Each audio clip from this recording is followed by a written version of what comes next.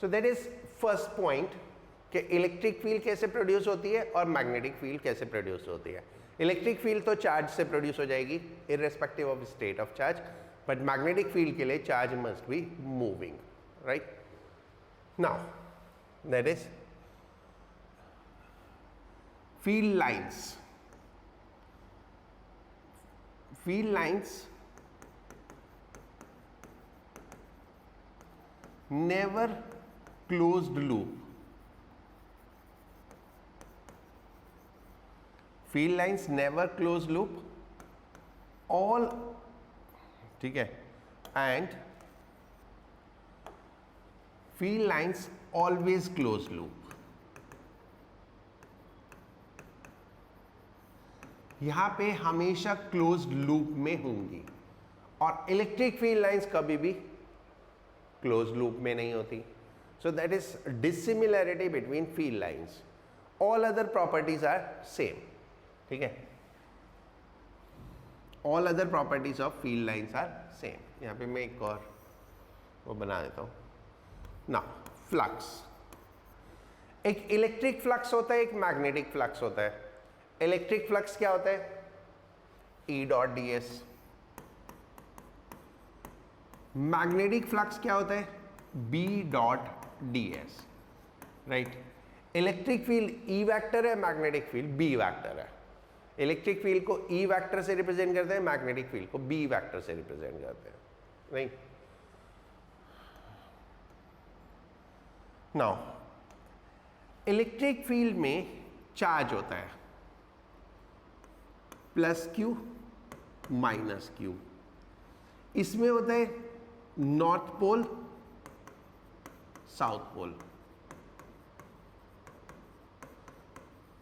If we talk about dipole, एक electric dipole की बात करें तो इसमें प्लस क्यू और माइनस क्यू चार्ज होता है, और मैग्नेटिक डायपोल की बात करें तो north pole and south pole होता है।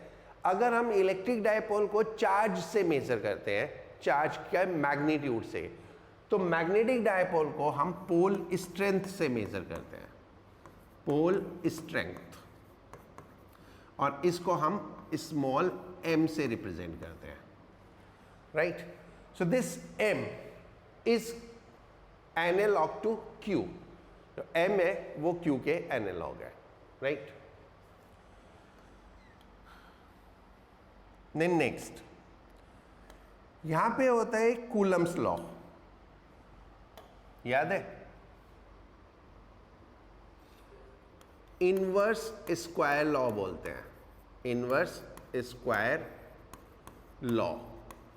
यहां पे होता है कूलम्स लॉ, यहां पे होता है Biot Savart law, Biot Savart law. Coulomb's law हो जाता है E is equal to K Q by R square.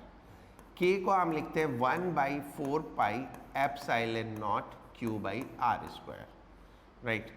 And Biot Savart law में मैग्नेटिक फील्ड हो जाती है, what is that? Mu naught by 4 pi I D L,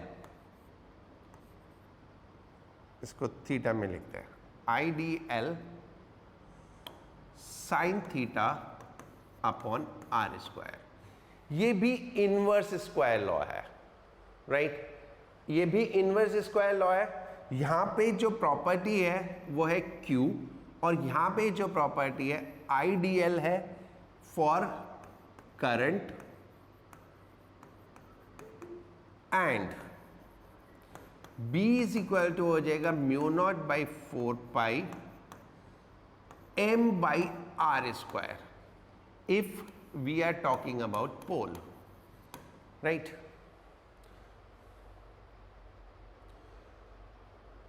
okay, अगर हम current की वजह से मैग्नेटिक फील्ड कैलकुलेट कर रहे हैं तो यह बायोट सैवर्ट लॉ होता है, इसमें आइडियल साइन थीटा हो जाता है।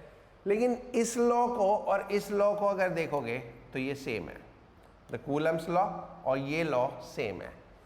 What is the difference here? यहां पे एप्सिलॉन नॉट नीचे होता है और इसमें म्यू नॉट ऊपर होता है, right.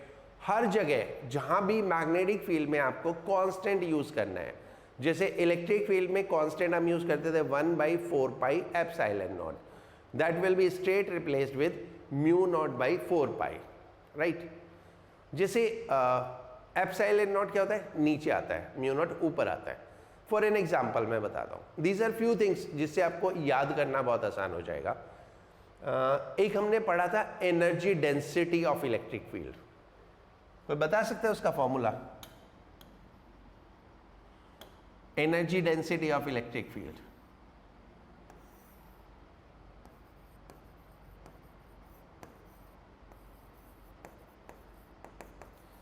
that was half epsilon naught E square, याद आया?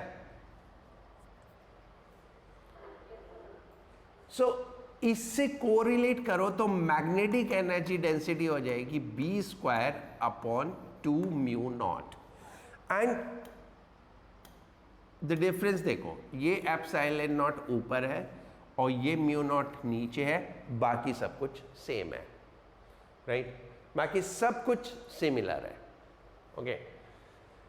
इसी तरह से अगर हम देखें डायपोल मोमेंट,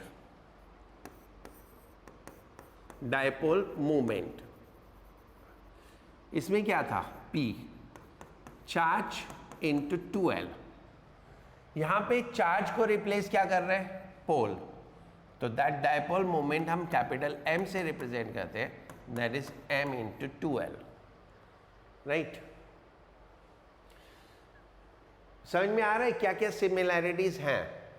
मतलब हम एनालॉग कर सकते हैं, इलेक्ट्रिक फील्ड के कॉन्सेप्ट उसमें अप्लाई कर सकते हैं, ठीक है। देन याद करो, एक था electric field by dipole, field of dipole.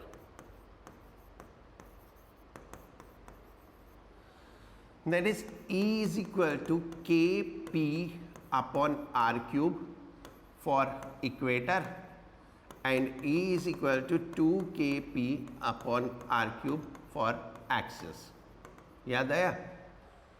तो सिमिलरली अगर मैं एक मैग्नेटिक डायपोल के लिए निकालूंगा तो मैग्नेटिक डायपोल के लिए आएगा mu naught by 4 pi M by R cube, capital M, sorry, dipole moment is capital M, M by R cube, and axis के लिए निकालूंगा तो mu naught by 4 pi 2M upon R cube. So there are lot of similarities, बहुत सारी similarities हैं between electric field and magnetic field. जैसे जैसे मैं पढ़ाता जाऊंगा तो उस टाइम पे भी बताता जाऊंगा, but for the time being just for the few minutes for an overview, right? Remember dipole को जब हमने इलेक्ट्रिक फील्ड में प्लेस किया था, एक होता था torque PE sin theta। So if I talk about the torque on a magnetic dipole, that will be MB sin theta। If I talk about potential energy of an electric dipole, that is minus PE cos theta। So potential energy of the magnetic dipole will be minus MB cos theta, right? So इस तरह से बहुत सारी similarities हैं between electric field and magnetic field, right? अब जैसे similarities है वैसे डिसिमिलैरिटीज भी हैं बहुत सारी। जिस तरह से सिमिलैरिटीज हैं वैसे ही डिसिमिलैरिटीज भी हैं। जैसे कि फोर्स, अगर हम बात करें force on A charge, force on a charge, here it was QE and that will be in direction of electric field. Here it is Q V cross B and this is perpendicular to magnetic field। So दो चीजें हो गई। One, एक charge के ऊपर magnetic field में force तब तक नहीं लगेगी जब तक वो मूव नहीं करेगा, यानी चार्ज मोशन में होगा तो फोर्स लगेगी, अदरवाइज नहीं लगेगी। लेकिन इलेक्ट्रिक फील्ड चार्ज चाहे मोशन में है चाहे रेस्ट पे है, फोर्स हमेशा लगेगी। इलेक्ट्रिक फील्ड में फोर्स सेम डायरेक्शन में होती है, मैग्नेटिक फील्ड में फोर्स परपेंडिकुलर होती है, right. Even we have a similar to Gauss theorem here.